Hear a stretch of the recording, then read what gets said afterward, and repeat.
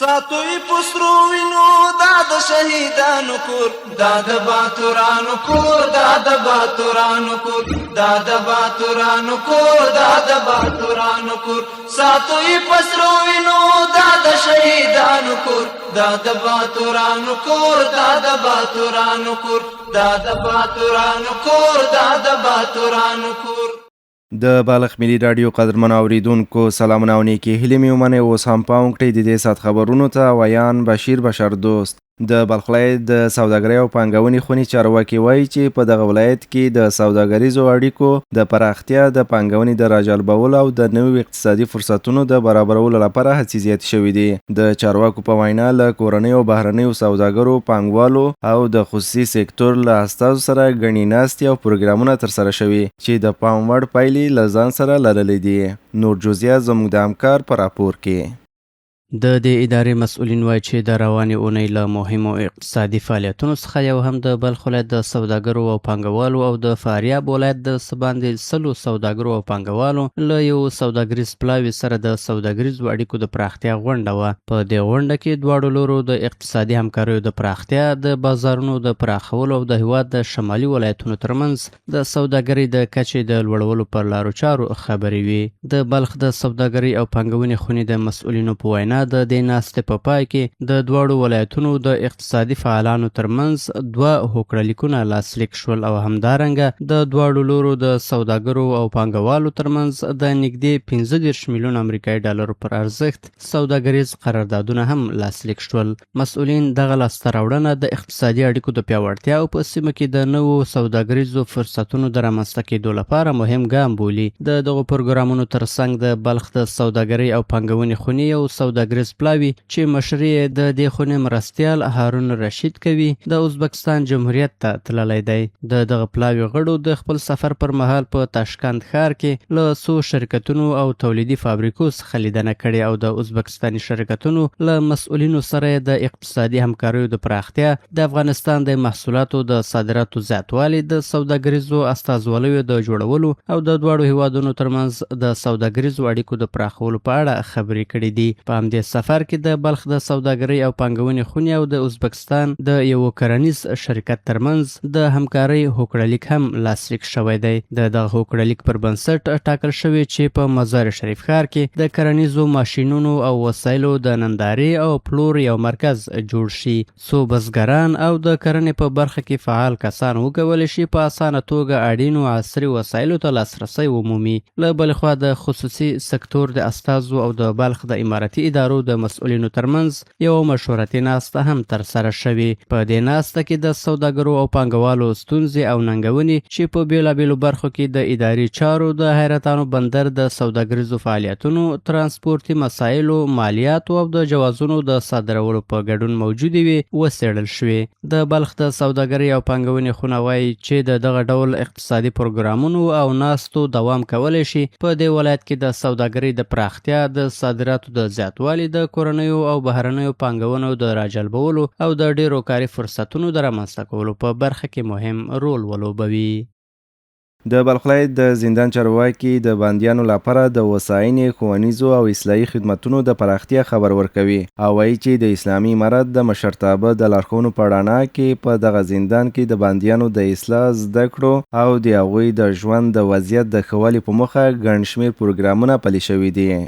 د بلخ ولایت د بندي خونې رئیس مولوي کمال الدین زاید وایي چې د دغه ولایت د بندیانو لپاره ټول اړین امکانات، روغتیايي خدمتونه، خوراکي توکي، د اوسېدو ځای او نور اړینې اسانتیاوې برابرې شوي دي. موږ د پایوازي د پاره ډېر ښکلی سیستم برابر کړی ده چې ذکورو خپل هغه مسیر ده چې خپل ملاقات کې بندیانو سره وناسو د پاره هم داسې خپل مسیر، خپل تګ د ځای ده، یعنې ګډوډوالی د زنانو د نرانو سره نشته ده. او دا رقم ته نن په بلاکو کې د بندیانو د پاره د اتاقونو هم ښه سهولتونه، کولرو، پکه او دا رقم ته زمینه د اوبو هر څه مو ورته برابر کړي دي چې بندیان ډېر ښه په وسایي طریقې باندې ژوند زندگی وکړي. د خوراکي سیستم هم ښه منظم ده ورته او دا رقم ډاکټران شته دي په وخت هغه د تداوی ترتیب ورته په نظر کې لري او په ضمن کې چې دوی خپل اقاربو سره ملاقات کوي هغو سیستم د هم که خلاص د پیوازي او تاخونه او دا رقم ته میدان د چې دوی خپل هغه میدان کې وسره کینی خپل اقاربو سره نارینه خپل ترتیب ځای ده او د اوناسو د پر خپل مستقل ځای ده. ښاغلی زاید همدارنګه وایي چې د بلخ ولایت په زندان کې بندیانو ته د دیني زده کړو او مسلکي حرفو د زده کړې زمینه هم برابره شوې ده. د نوموړي په وینا دغه پروګرامونه د بندیانو د دیني پوهوي د کچې لوړول او هغوی ته د مسلکي مهارتونو د زده کړې په موخه ترسره کیږي ترڅو بندیان وکولی سي له خپل وخت څخه په ګټوره توګه استفاده وکړي. دینی تعلیماتو کې هم ترتیب ښه منظم د استادان ورته موظفه شوي دي چې دینی کتابونه او دا رقم عقاید او مسائل او دا رقم ته حفظ ده او دا رقم ته د وړي دورې د تکمیلي کتابونه هم درس کیږي او په ضمن کې حرفه تعلیم هم روان ده. د بلخ ولایت په زندان کې بندیانو ته د روغتیايي او رفاهي خدمتونو ترڅنګ د دیني زده کړو مسلکي حرفو د زده کړې زمینه هم برابره شوې ده. د دې پروګرامونو موخه د بندیانو د ژوند د شرایط ښه کول، د هغوی د اصلاح او روزنې زمینې برابرول او د مسلکي مهارتونو لوړول بلل شوي دي.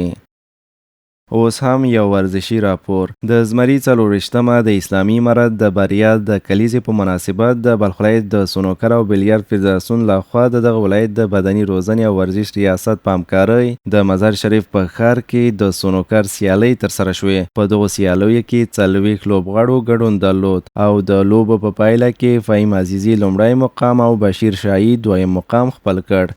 د بلخ ولایت د سنوکر او د بیلیارډ فدراسیون رئیس نصرت الله معظم وایي چې دغه سیالۍ د زمري 24مې د اسلامي امارت د بریا د کلیزې په مناسبت د 40 لوبغاړو په ګډون سره ترسره شوې دي. نوموړی زیاتوي چې د سیالیو موخه د سنوکر ورزش وده او د ورزشکارانو ترمنځ د سالمې سیالۍ لپاره د زمینې برابرول دي.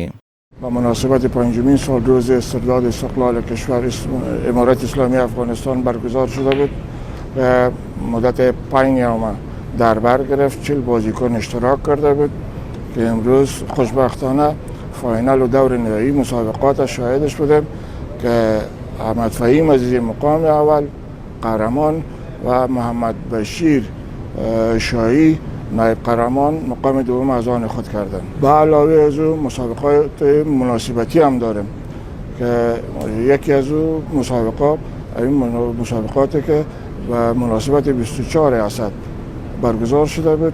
په همدې حال کې د لوبې ګډونوالو څخه بشیر شاهي وایي چې د دې ډول سیالیو ترسره کول د ورزشکارانو د استعدادونو د ودې او د ځوانانو ترمنځ د هڅونې لپاره ښه زمینه برابروي. این مسابقات به مناسبت 24 اسد برگزار شده. دیگه ما خیلی خوشحال میشیم تورنمنت‌ها برگزار شده برای رشد جوانان خیلی مفید و فایده داره. ورته مهال د لوبې او بل ګډونوال فهیم عزیزي وایي چې د دې سیالیو دوام کولی سي د ځوانانو د استعدادونو په موندلو او روزلو کې اغیزمن رول ولوبوي. خیلی خوشحال شدم که همچون جوانا در ورزش سنوکر رو آورده، از دیگه فسق و فساد جلوگیری میشه و یک تشکری دیگه میکنم که از مجاهدین که کلاب های سنوکر بسیار یک اوج و حسنش خوب پیش برده، جوانا بسیار رشد خوب کرده در سنوکر. ورته مهال د بلخ ولایت یو تن اوسیدونکی رولا د سیالیو له ترسره کېدو هرکلی کوي او وایي چې د دې ډول سیالیو ترسره کېدل د سنوکر ورزش د ودې او ځوانانو ته د ورزش د هڅونې لپاره زمینه برابروي. این مسابقات در کل ظرفیت های پنهان بازیکنایی که او ناشناخته است نمایان میکنه و هم یک تمرین است به خاطر همو تبادل تجربیات، افزایش تجربیات، آشنایی با قوانین جدید. در کل این میتونه بازیکن‌ها را روز به روز آماده تر از سابق بسازه و چیزای زیادتری را به اندوخته‌های قبلیشان اضافه کنه که او انشالله بیشتر و بهتر از قبل هم ظاهر شوند و هم بتونن پیش برن. د سیالیو په پای کې ګټونکو لوبغاړو ته د ورزش ریاست او د بلخ ولایت د سنوکر او بیلیارډ فدراسیون د مسؤلینو لخوا د اتلولۍ جامونه، ستاینلیکونه، نغدي او غیر نغدي ډالۍ وویشل شوې. د بلخ ملي رادیو قدرمن اوریدونکو دا و د دې ساعت خبرونه تر بیا مالا پامان او تاسو ته ښه ورځ. ساتوی پسرو وینو دا د شهیدانو کور دا د باتورانو کور دا د باتورانو کور دا د باتورانو کور دا د باتورانو کور ساتوی پسرو وینو دا د شهیدانو کور دا د باتورانو کور دا د باتورانو کور دا د باتورانو کور دا د باتورانو کور